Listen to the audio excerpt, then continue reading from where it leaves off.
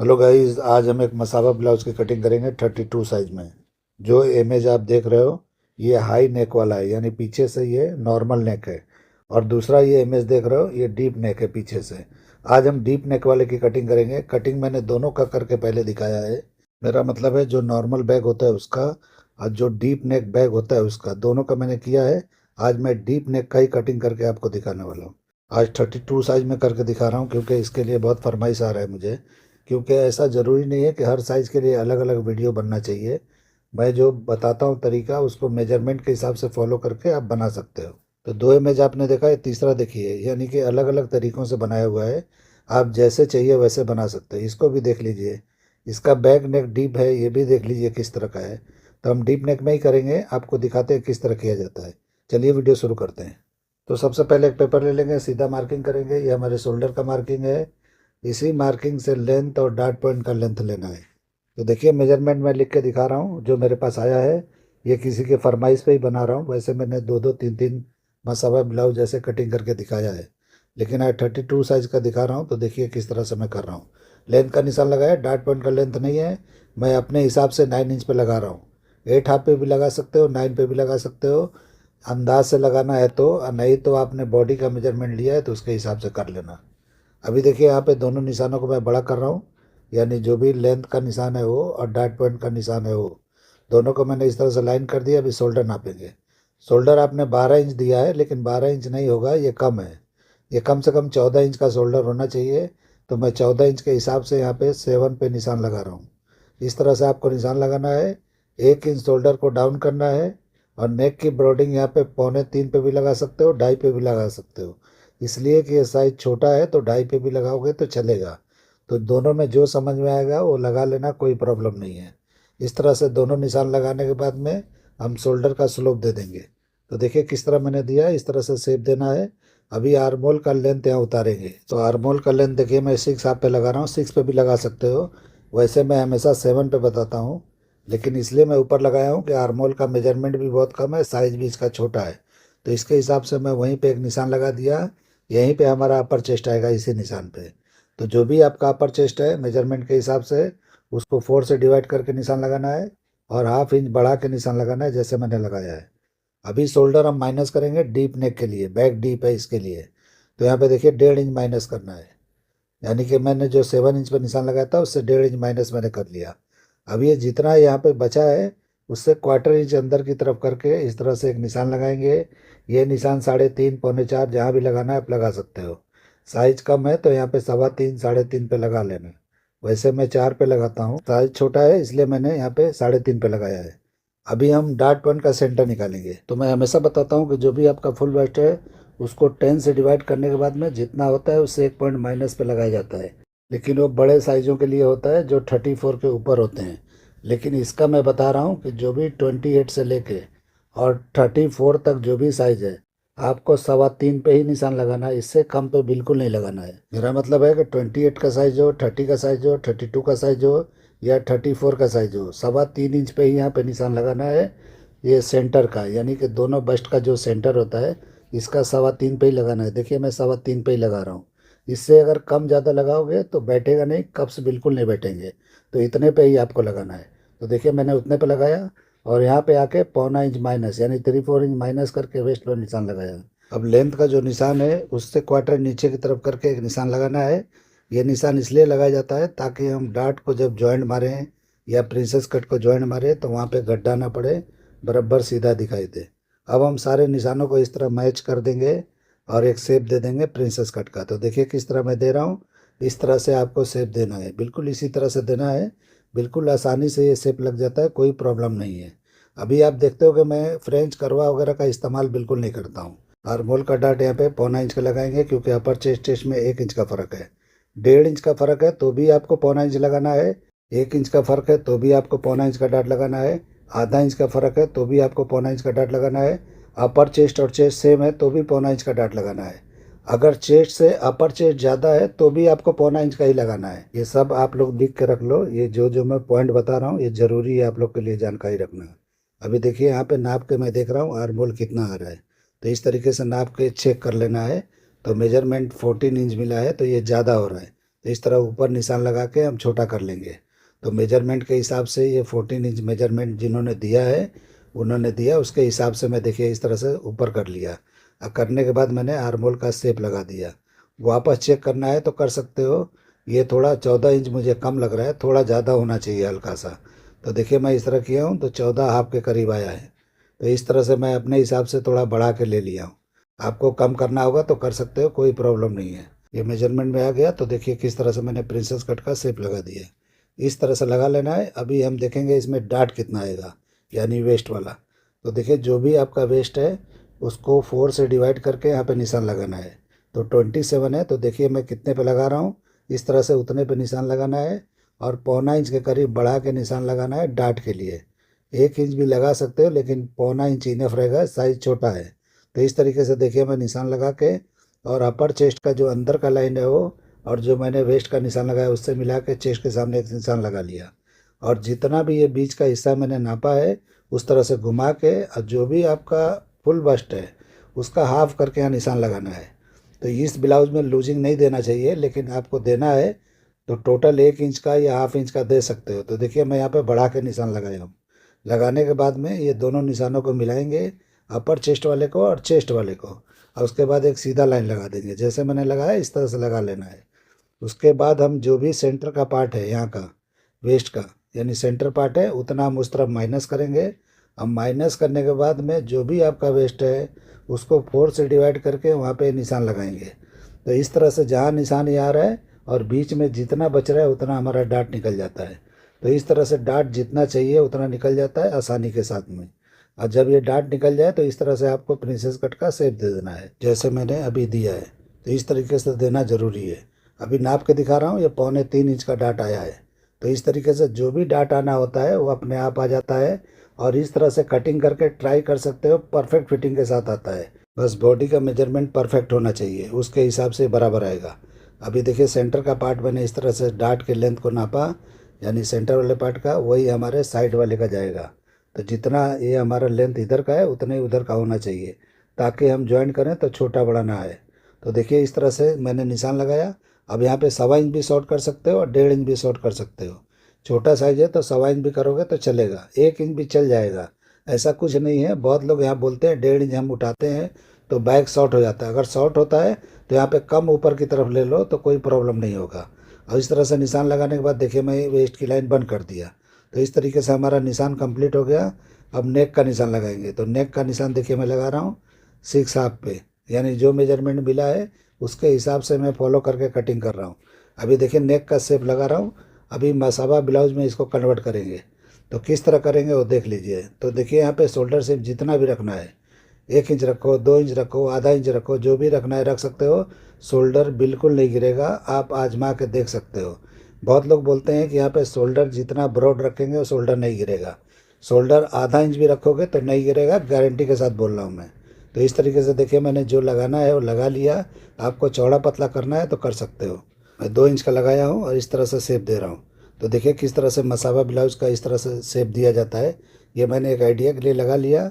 अभी हम जो हमारा लोअर चेस्ट होता है उसका हम निशान लगाएंगे। तो देखिए 3 इंच नीचे में लगाना है ये निशान, क्योंकि साइज़ के हिसाब से 3 इंच पे लगाना है, वरना 3.25 पे लगाता अगर साइज़ थोड़ा बड़ा होता तो देखिए इस तरह से लगाने के बाद में मैं चेक किया कितना बचा हो।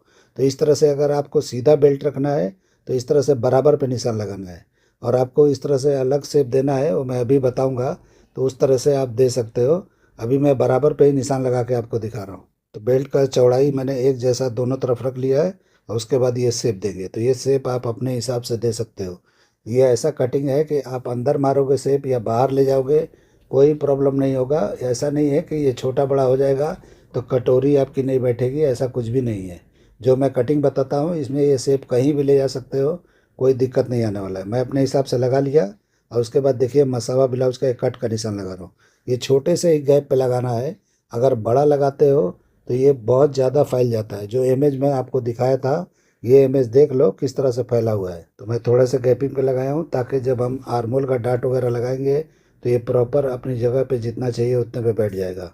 तो ऊपर जो देख रहे हो किस तरह का शेप लगा हुआ है आर्मोल पे, उस तरह का दिखाई देगा। वो अलग कट है, यानी कि नॉर्मल बैग है इसलिए ज़्यादा नैरो है। लेकिन ये भी जो मैं बताया इस तरह से करोगे ये भी बराबर आएगा। ये सारे निशान लग गए, हम इसको कटिंग करके आपको दिखा रहे हैं। तो पहले प्रिंसेस कट वाले को ही कटिंग करना है जो हमने बार बार से निशान को लगाया है। तो इस तरह से कटिंग करने के बाद में हम बैक की कटिंग करेंगे और उसके बाद इसको कंप्लीट करेंगे। तो देखिए कटिंग हमारा हो गया। अब हम बैक की कटिंग करके आपको दिखाते हैं कैसे करना है। तो देखिए पेपर बराबर पे ही रखना है, जैसे मैंने रखा है इसी तरह से रखना है और बराबर पे ही निशान लगाना है। यानी शोल्डर सीम का जो भी चौड़ाई है उसका पहले निशान लगाना है, जैसे मैं लगा रहा हूँ।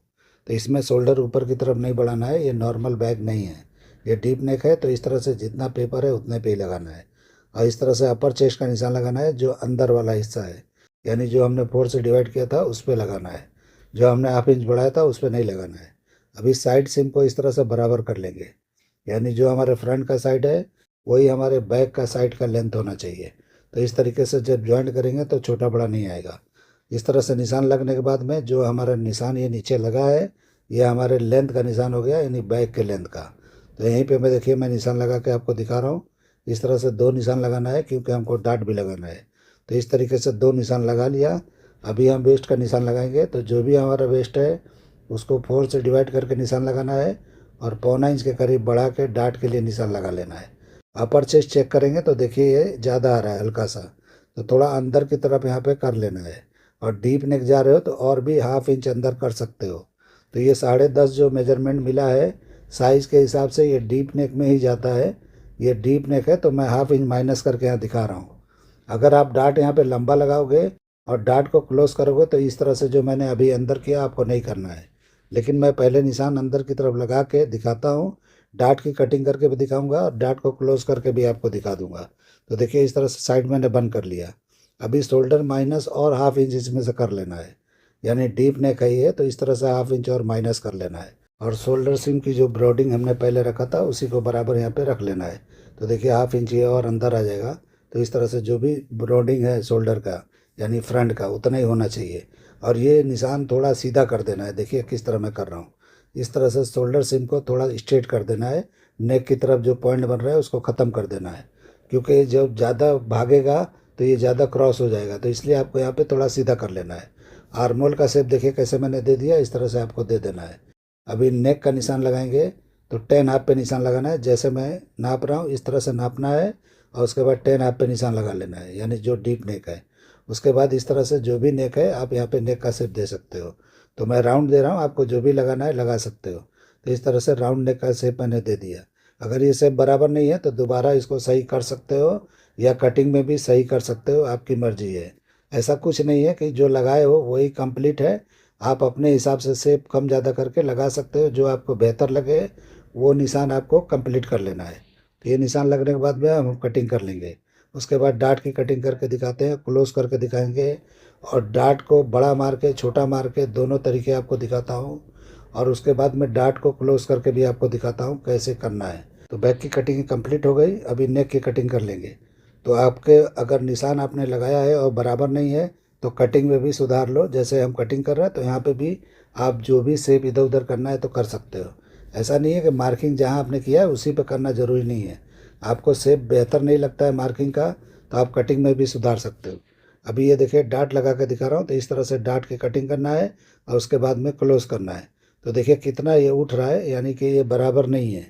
छोटा डाट लगाएंगे तो इस तरह से ज़्यादा ये टेढ़ा होता है, यानी जो भी है आप देखो किस तरह से होता है। अभी मैं करके दिखा रहा हूँ आपको। तो ये निशान लगाया, अभी देखिए इसको मैं कटिंग करके दिखाता हूँ। तो इस तरह से डीप नेक कम है तो आप ये कर सकते हो जो मैं अभी कर रहा हूँ।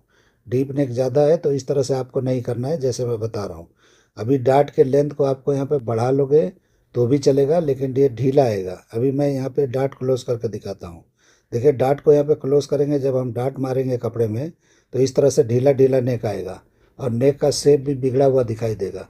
तो इसलिए जो है इसको ख़त्म करने के लिए या तो आपको डाट को लंबा करना है तो लंबा करोगे तो नेक में टकराएगा, वो भी तरीका सही नहीं है। एक मैं कटिंग करके आपको दिखा देता हूँ। तो इस तरीके से लंबा करके मैं दिखा रहा हूँ। तो इस तरह से लंबा करेंगे तो भी वो मसले कम हो जाएंगे, ख़त्म नहीं होंगे। तो ख़त्म करना है तो आपको डाट को कटिंग कर देना है पूरा ऊपर तक। इसीलिए मैंने जो अपर चेस्ट पे कम किया वो आपको वहाँ पे कम नहीं करके इस तरह से डाट को लंबा कटिंग करना है और उसके बाद में डाट को क्लोज कर देना है। तो अभी मैं करके दिखाता हूँ। तो इस तरीके से करके चिपका लेंगे। तो नीचे का जो हमने कट लगाया था वो भी ये शेप अलग हो गया है। तो इस तरह से चिपका लेना है और उसके बाद नीचे वाला जो शेप है यानी वेस्ट का जो शेप है उसको भी हम सही कर लेंगे। तो देखिए अभी ये सही हो गया। अब उसके बाद में अभी देखिए किस तरह का दिखाई दे रहा है। अभी ये जो है बैग एकदम बॉडी को चिपक के बैठेगा। इस तरह से कटिंग करोगे तो ये बैक पार्ट बिल्कुल चिपक के बैठेगा, जरा भी लूज नहीं आएगा कहीं से भी। नेक भी ढीला नहीं होगा और अपर चेस्ट बिल्कुल टाइट रहेगा। अगर आपको टाइट महसूस हो तो साइड में जो मार्जिन होता है उससे लूज कर लोगे तो चलेगा। ऐसा ज़रूरी नहीं है कि बैक का लूज होना चाहिए। फ्रंट से लूज होगा या दोनों पार्ट से लूज होगा तो भी चलेगा, लेकिन टाइट बैक बनना चाहिए जैसे मैंने कटिंग किया है। अभी नाप के आपको दिखाया कितना आया। अभी शोल्डर भी दिखाता हूँ कितना आया। अभी ये शोल्डर में ना डोरी लगाने की ज़रूरत है और ना कुछ भी करने की ज़रूरत नहीं है। ऑटोमेटिक ये अपनी जगह पे चिपक के बैठेगा, यानी जहाँ पे चाहिए वहीं पे जाके बैठेगा ये। तो बिल्कुल ये गिरेगा नहीं शोल्डर और अच्छी तरह से टाइट बैठेगा। अगर फिर भी अगर आपका अगर शोल्डर ढीला आता है और गिरता है समझो शोल्डर, तो समझ लो डार्ट पॉइंट का लेंथ ज़्यादा होता है, तो उस पर ध्यान दे दोगे तो कोई प्रॉब्लम नहीं आएगा। तो आपको शोल्डर की तरफ से कम कर लेना है, डार्ट पॉइंट का लेंथ पहले ही कम कर लेना है। अभी देखिए यहाँ पे कटिंग करके दिखा रहा हूँ फ्रंट का। तो डार्ट को मैंने कटिंग किया और बेल्ट वाला है तो इस तरीके से शेप को थोड़ा इस तरह से कटिंग करना है जो मैं करके दिखा रहा हूँ। तो देखिए बिल्कुल एक एक पॉइंट इस तरह से मैंने कटिंग करके शेप को चेंज कर दिया। तो इस तरीके से करने पे जो हमारा लोअर चेस्ट होता है वहाँ पे भी चिपक के बैठेगा। तो बेल्ट वाले ब्लाउज में इस तरह से आप कर सकते हो। ये बेल्ट वाला ही ब्लाउज है, जो भी कटोरी ब्लाउज वगैरह भी करते हो तो इस तरह से आप शेप लगा के कर सकते हो, एकदम चिपक के बैठेगा। अभी देखिए यहाँ पे डार्ट को मैंने क्लोज कर दिया, आर्मोल वाले डार्ट को एक तरफ से कटिंग करना है और इस तरह से कटिंग करके और चिपका देना है। चिपकाने के बाद में जब ये चिपक जाएगा तो आर्मोल का शेप सुधार लेना है। तो देखिए किस तरह मैं सुधार रहा हूँ, यानी शेप जरा भी गड़बड़ है तो यहाँ पे आपको शेप अच्छे से कर लेना है। ऐसा ज़रूरी नहीं है कि बिल्कुल सीधा ही छोड़ देना है जैसा आ रहा है, आपको थोड़ा यहाँ शेप लगाना है जैसे मैंने लगाया है। अब हम इसको कटिंग करेंगे बेल्ट को। तो देखिए पहले सेंटर से कटिंग करना है तो सीधा करना है तो कर सकते हो, वरना इस तरह का शेप देना है तो दे सकते हो। तो जो भी डिज़ाइन को फॉलो करना है कर सकते हो। मैं सीधे को ही करूँगा तो इसलिए देखिए मैं सीधे पे कटिंग करने जा रहा हूँ। तो बेल्ट को यहाँ पे सीधा कटिंग कर लूँगा और उसके बाद में आगे वाले पार्ट पे लेके जॉइंट कर देना है। तो देखिए किस तरह से मैं रखा हूँ, इस तरह से रखना है, वहाँ पे टेप लगा देना है। तो बिल्कुल ये आसानी से हो जाएगा। अभी हमको शेप बराबर मिलेगा, यानी अब ये चिपकाने के बाद में हम शेप लगाएंगे या कटिंग करेंगे तो बराबर राउंड कटेगा और कुछ भी छांटने की ज़रूरत नहीं पड़ेगा। यानी कि कहीं भी कटिंग कर रहे हो तो जितना कटिंग कर रहे हो या जितना पेपर कटिंग किए हो बराबर होगा, कहीं से छांटने उठने की ज़रूरत नहीं पड़ेगी। तो देखिए किस तरह मैं शेप को कटिंग कर रहा हूँ। ये मसाबा ब्लाउज स्टाइल की कटिंग है। तो देखिए किस तरह हो गया। अभी हो गया। अभी हम यहाँ पे कट देंगे, जो भी आप देख रहे हो कट, उसकी कट हम किस तरह करेंगे ऊपर से अभी मिला के। और इसको देखिए नेक के डिज़ाइन को किस तरह से मैं कटिंग करता हूँ, इस तरह से आपको कर लेना है। अगर मसाबा ब्लाउज नहीं कटिंग कर रहा हो तो यहाँ पे निशान लगा के आप वहाँ तक कटिंग कर सकते हो। तो इस तरीके से नॉर्मल जो नेक होता है वो हो जाएगा। अभी मसाबा ब्लाउज का मैं कटिंग कर रहा हूँ तो इस तरह से देखिए मैंने कटिंग करके निकाल दिया। अब इसकी हम कटिंग कर देंगे। तो देखिए गैपिंग मैंने कितना कम रखा है। तो इस तरीके से कटिंग हमारा हो गया आसानी से। तो इस तरीके से गैप के साथ हो गया। तो आपको कहाँ से जॉइंट रखना है, किस तरह रखना है, मैंने गैप दिखाया उसी तरह से करना है। अब ये कटोरी वाला पार्ट है, आप इसको बड़ा कटिंग करके यानी नीचे जो वेस्ट का लाइन है उसमें ला के आप अटैच कर सकते हो। तो इस तरीके से ओवरलैपिंग जैसा दिखाई देगा। या तो ज्वाइंट करना है तो ज्वाइंट कर सकते हो। अभी मैं रख के दिखा रहा हूँ कि मैंने जो कटिंग किया ये किस तरह का दिखता है। तो उम्मीद करता हूँ कि बिल्कुल आप लोग के समझ में आ गया होगा। जैसा मैंने कटिंग बताया इस तरीके से फॉलो करके आप मसाबा ब्लाउज आसानी से कटिंग कर सकते हो। बेहतरीन वाला जो मैंने इमेज दिखाया वो इतना बेहतरीन नहीं था, जो मैंने कटिंग बताया इसको बना के ट्राई करो तो आपके समझ में आएगा कि दोनों में क्या फ़र्क है। और नेक पे इस तरह से क्रॉस पट्टी आपको पलटी करके इस तरह से लगा लेना है और पीछे गले में बांध देना है। तो इस तरीके से बराबर हो जाएगा। तो उम्मीद करता हूँ कि वीडियो आपको पसंद आएगा। चलिए वीडियो को एंड करते हैं। अल्लाह हाफिज़।